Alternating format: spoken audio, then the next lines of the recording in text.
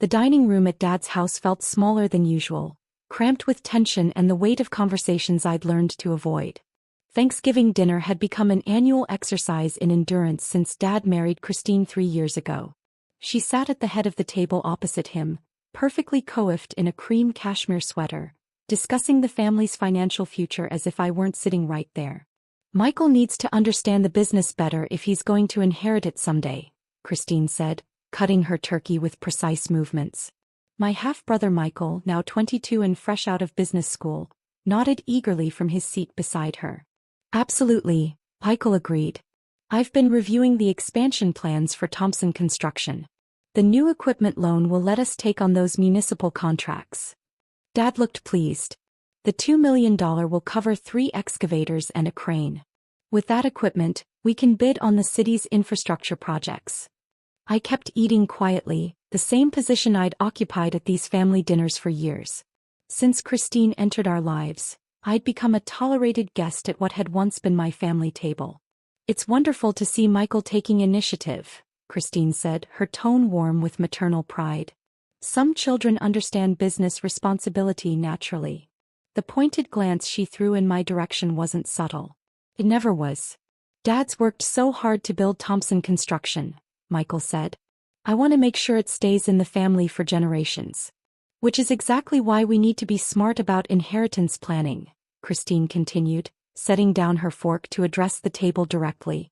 "Richard, we need to discuss your will again." Dad looked uncomfortable. "Christine, maybe Thanksgiving isn't the time." "Actually, it's perfect timing." She looked directly at me for the first time during dinner. "Emma needs to understand her place in this family's financial future." I took another bite of stuffing, saying nothing. Experience had taught me that engaging with Christine's inheritance discussions only made them longer and more painful. "You don't deserve family money," Christine declared, her voice rising with conviction. "Real children get inheritance. Michael is Richard's son and my son. You're just a complication from a previous marriage." The words hung in the air like smoke. Dad stared at his plate, unwilling to contradict his wife but clearly uncomfortable with her directness. "Mom's right," Michael said, though he had the grace to look slightly embarrassed. "I mean, Emma's been out of college for 5 years and she's still renting that tiny apartment. She works at some nonprofit making what, $30,000 a year? She's not exactly contributing to the family's success. Whereas Michael has his MBA and a clear vision for expanding the construction business," Christine added. "When Richard retires, Michael will take over operations. It makes perfect sense for him to inherit the company and the assets." I nodded slightly, acknowledging that I'd heard their position. This wasn't new information.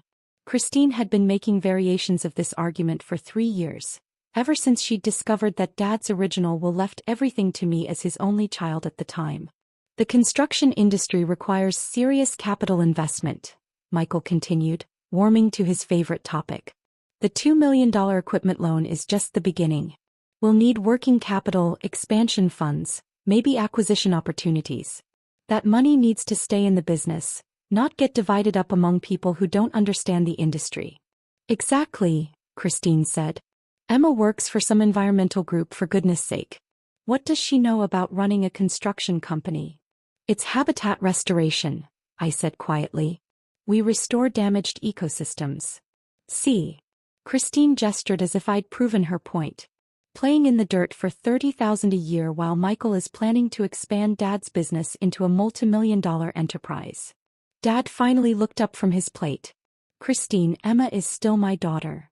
"Of course she is," Christine said with false sweetness. "But Richard, you need to think practically. Michael will carry on your legacy.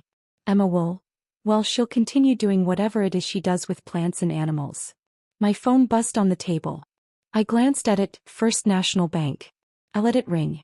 "See." Michael pointed at my phone. "She can't even afford to keep it on silent mode. Probably bill collectors." Christine laughed. "Or her landlord asking about rent money." The phone buzzed again. First National again. This was unusual. Banks didn't typically call repeatedly on Thanksgiving evening unless something urgent was happening. "Emma," Dad said, "maybe you should take that outside." "It's probably nothing," I said, but the phone was ringing a third time. "Answer it," Christine said impatiently. Maybe it's your nonprofit telling you they can't afford to pay you anymore. I answered the call, putting it on speaker since everyone seemed interested in my financial business. Hello, this is Emma. Ms. Thompson, this is David Martinez from First National Bank. I apologize for calling on Thanksgiving, but we have an urgent situation regarding the Thompson construction business loan. Dad looked up sharply. That's my loan application. I'm sorry, sir, the bank representative continued, but we've had to deny the $2 million equipment loan application. The co-signer withdrew their guarantee this afternoon. Dad's fork clattered against his plate. What do you mean withdrew? I thought the loan was approved. It was conditionally approved based on the co-signer's financial guarantee. However, the co-signer contacted us this afternoon and formally withdrew their backing. Without that guarantee, Mr. Thompson's business doesn't qualify for the full loan amount. Christine was staring at Dad in confusion. Richard, who was your co-signer? You never mentioned needing one. Dad looked genuinely puzzled. I don't know. The bank said someone with substantial assets had agreed to co-sign, but they wouldn't tell me who. They said it was arranged anonymously. The bank representative cleared his throat. Actually, sir, I can discuss that now since the co-signer has withdrawn. The guarantee was provided by Thompson Environmental Solutions, LLC. The table went completely silent. Thompson Environmental Solutions? Dad repeated slowly. Sir. An environmental consulting firm with assets exceeding $12 million. They provided the financial guarantee that made your loan possible. Michael was Googling frantically on his phone. Thompson Environmental Solutions. Here it is. Leading ecological restoration consulting firms specializing in large-scale habitat restoration projects. Net revenue $8.2 million annually. Christine was staring at the phone as if it might provide additional explanation.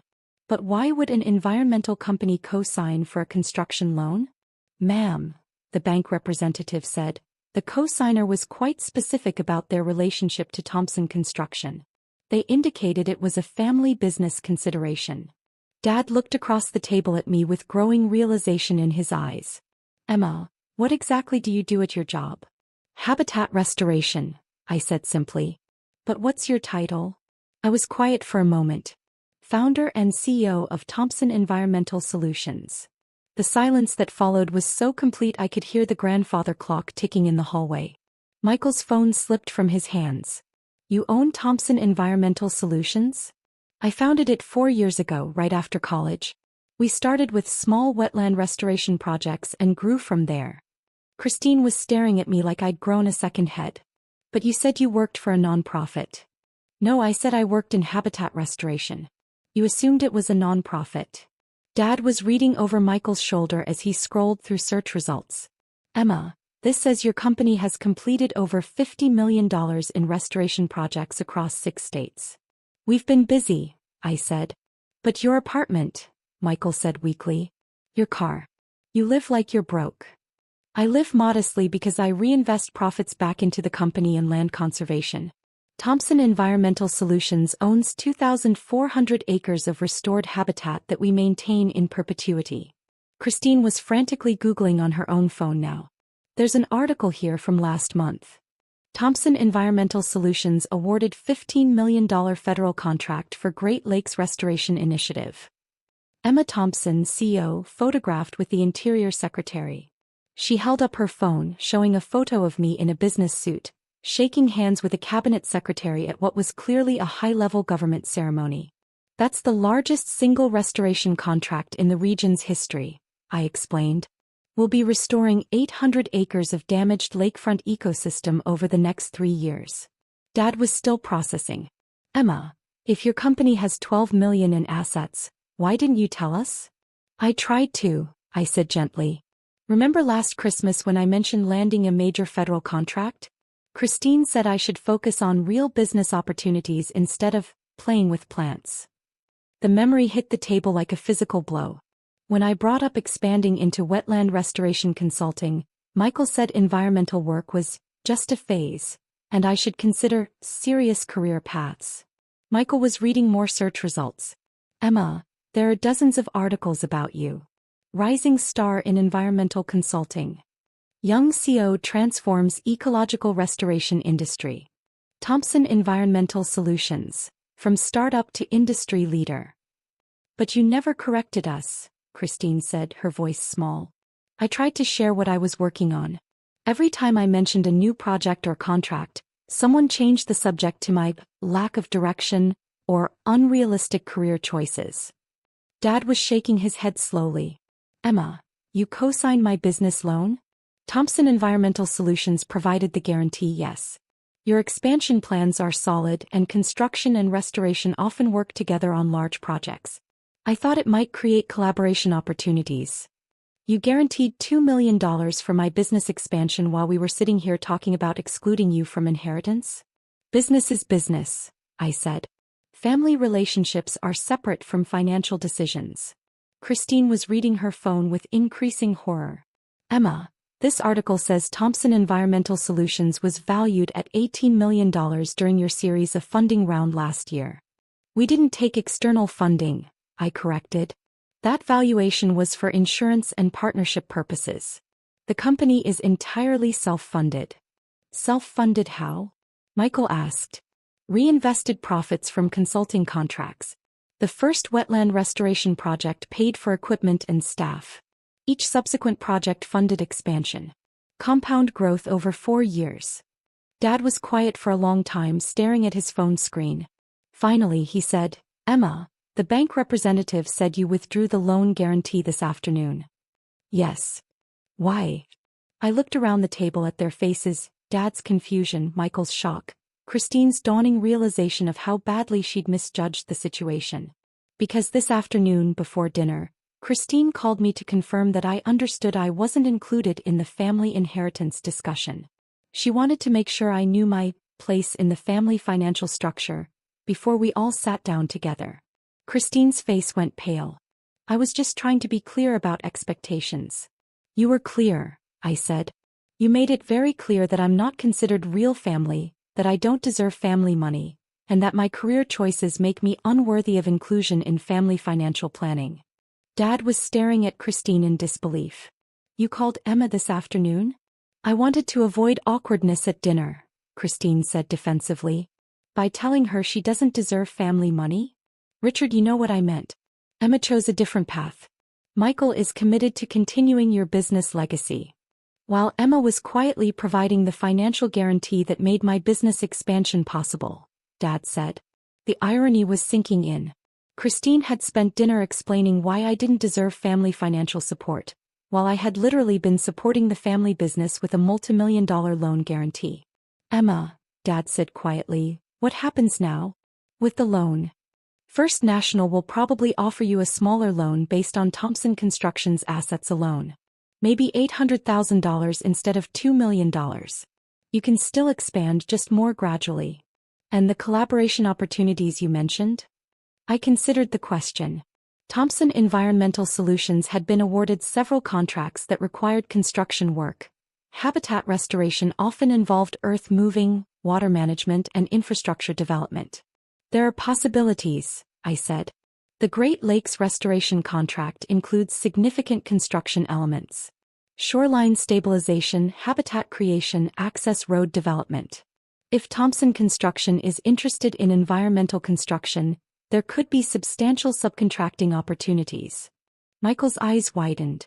The $15 million federal contract? Among others.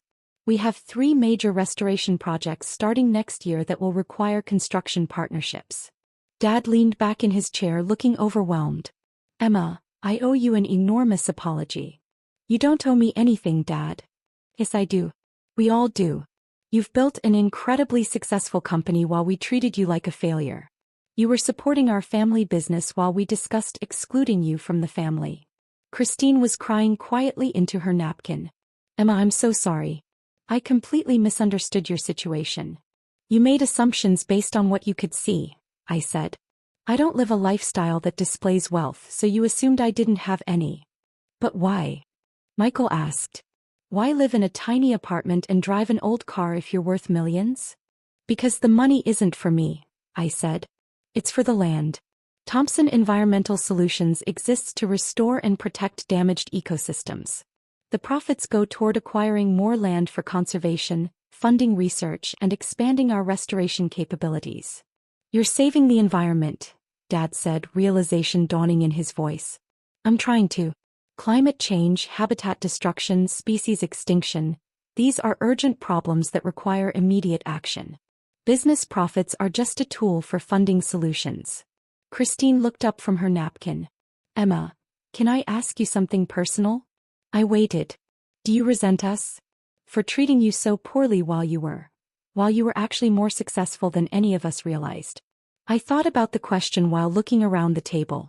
Dad, who had worked hard his entire life to build a construction business that employed 30 people. Michael, who genuinely wanted to honor his father's legacy. Christine, who had been trying to protect her son's future in the only way she knew how. I don't resent anyone, I said. Success looks different for everyone. Dad built a solid construction business that provides good jobs and contributes to community development. Michael has legitimate business skills and genuine enthusiasm for expanding the company.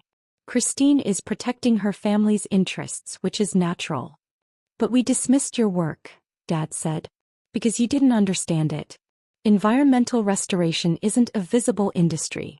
We work in remote locations, our projects take years to complete, and our success is measured in ecological outcomes rather than financial returns.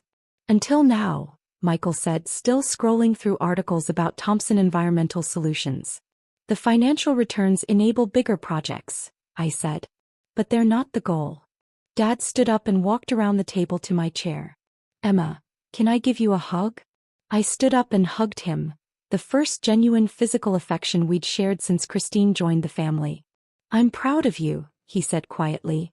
I'm sorry it took me so long to understand what you were building. Dad, your construction business matters too. Community infrastructure, job creation, economic development, that's important work. Maybe, he said, but habitat restoration might be more important for the long term. Christine approached us hesitantly. Emma, is there any way I can earn your forgiveness? And maybe learn more about what you actually do? I really looked at her for the first time in 3 years. Behind the defensive positioning and maternal protectiveness, she was just someone trying to navigate a complicated family situation. Christine, would you like to visit one of our restoration sites? I think you'd find the work interesting. Really? We're starting a new wetland restoration project next month about an hour from here. It's a 200-acre site that was damaged by industrial agriculture.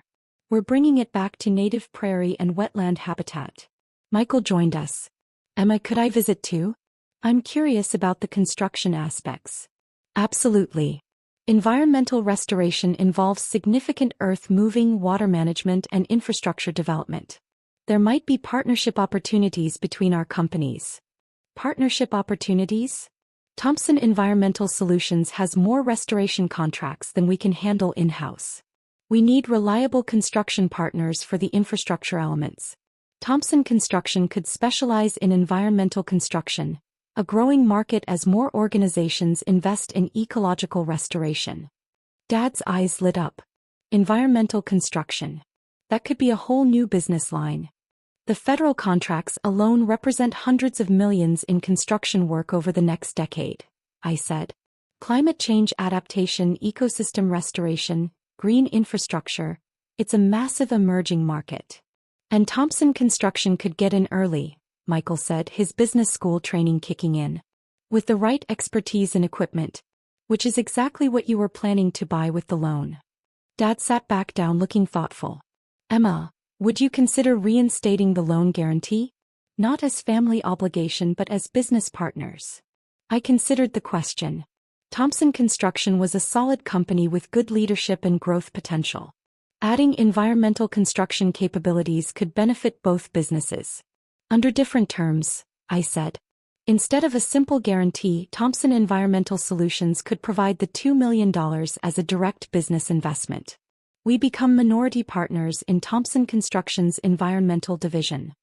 Meaning, we help you develop environmental construction capabilities, provide training and certification support, and guarantee subcontracting work. In return, Thompson Environmental Solutions gets 25% ownership of the new environmental construction division. Michael was calculating quickly. With guaranteed contracts from your restoration projects? Multi-year contracts. The Great Lakes restoration alone would provide 2 years of steady construction work. Dad looked at Christine, then at Michael, then at me. Emma, that's incredibly generous. It's good business. Thompson Construction gets the capital and contracts needed to expand into environmental work. Thompson Environmental Solutions gets a reliable construction partner. Both companies benefit. What about inheritance? Christine asked quietly. I was quiet for a moment. Christine, I don't need Dad's inheritance. Thompson Environmental Solutions generates more revenue than Thompson Construction. But I would like to be included in family discussions, even when those discussions involve topics I'm not directly involved in. You want to be treated like family, Dad said. I want to be treated like someone whose opinions and experiences might occasionally be worth considering. Christine nodded slowly. I owe you much more than an apology. You owe me the chance to rebuild our relationship on better terms. I'd like that, she said. Michael raised his water glass. To family business partnerships and environmental construction. We all raised our glasses, even Christine managed a genuine smile. To understanding each other better than we did this morning, Dad added. As we cleared the dishes and prepared dessert, the conversation shifted to practical planning for the business partnership. Michael had dozens of questions about environmental construction techniques. Christine was genuinely curious about habitat restoration processes. Dad was excited about the possibility of adding environmental work to Thompson Construction's capabilities. Emma, Dad said as we loaded the dishwasher, can I ask you something? Of course. Are you happy? With your work, your life, the choices you've made? I thought about the question while rinsing plates. Dad, I wake up every morning knowing that my work helps restore damaged ecosystems and protect habitat for endangered species. I solve complex problems that require creativity, scientific knowledge, and business skills. I'm building something that will benefit the environment for generations. That sounds like happiness. It is. The financial success enables bigger projects, but the satisfaction comes from knowing that the work makes a difference.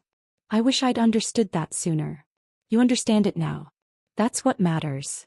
6 months later, Thompson Construction's environmental division had completed its first restoration project, a 50-acre wetland restoration that included shoreline stabilization, native plant installation, and wildlife habitat creation. The project came in under budget and ahead of schedule, establishing Thompson Environmental Construction as a serious player in the regional restoration market.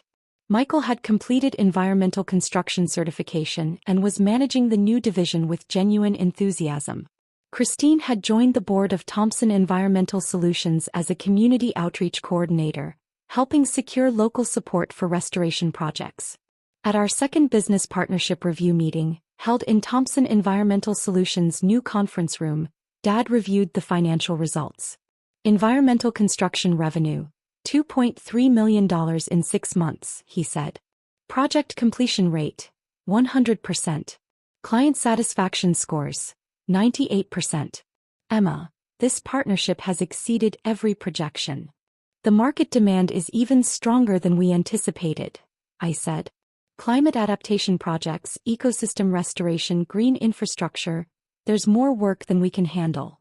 Michael looked up from his project management software. We have contracts booked through next year, and 3 federal agencies want to discuss multi-year partnerships.